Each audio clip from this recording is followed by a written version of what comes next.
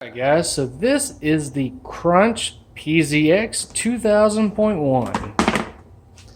Now I got this amp used for a steel. So this is just a overview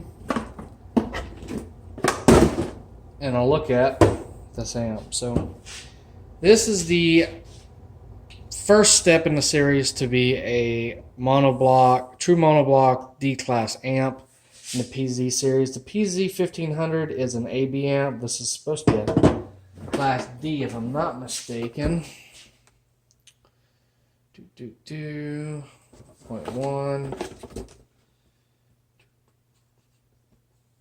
2000/1 at 1 ohm.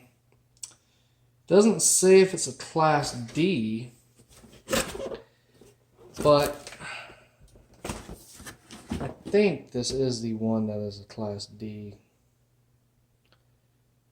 All I know is it's a monoblock, and the rest of the series below is AB, so I cannot confirm if this is a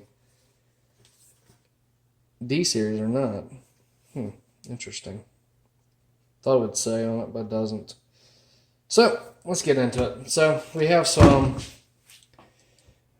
we got two 30 amp fuses. I don't know if those are correct fuses. We got two channels on this amp. We got, looks like 4 gauge, maybe 6 gauge inputs over here. Actually, yeah, it's 4 gauge. I wouldn't say it's oversized though. It's pretty small. Then we got input, output, bass boost, sonic pass, low pass, and gain. Engineered and designed in USA. It's a good looking amp. Cheaply made, obviously. So let me give y'all a inside shot of this amp. Show y'all what it's about. Now I have not tested this one yet, so we might find something in here I don't want to see.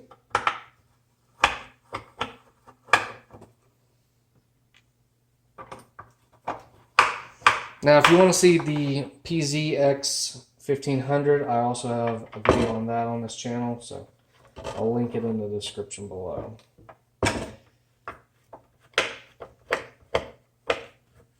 Now, these, in my opinion, are not going to do anywhere near true power, so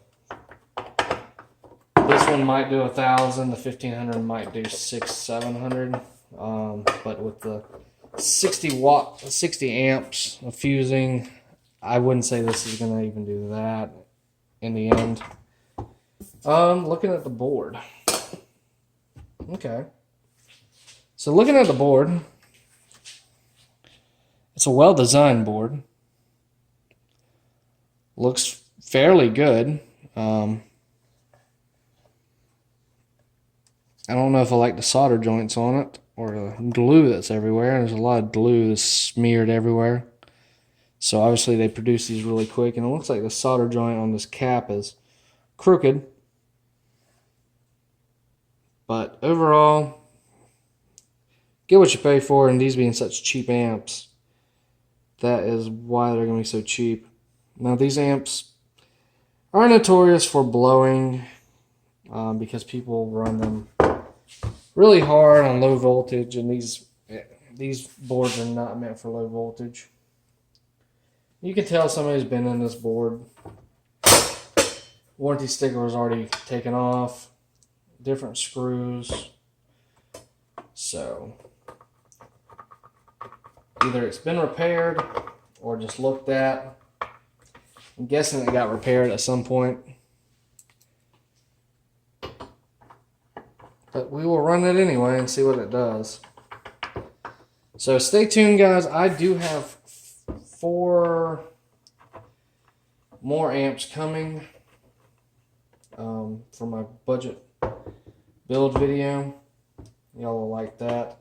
I'm doing either 6 or 8 MKO Dark Audio Industry 12s.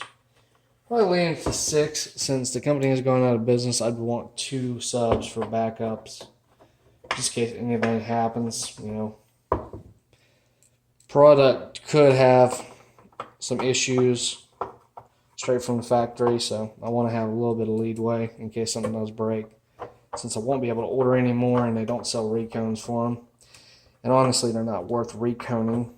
They're a cheap motor, even though they're a 3-inch voice coil. But there you go, guys. That is the Crunch PZ2000.1. Hope y'all enjoyed this video and stay tuned for the next one.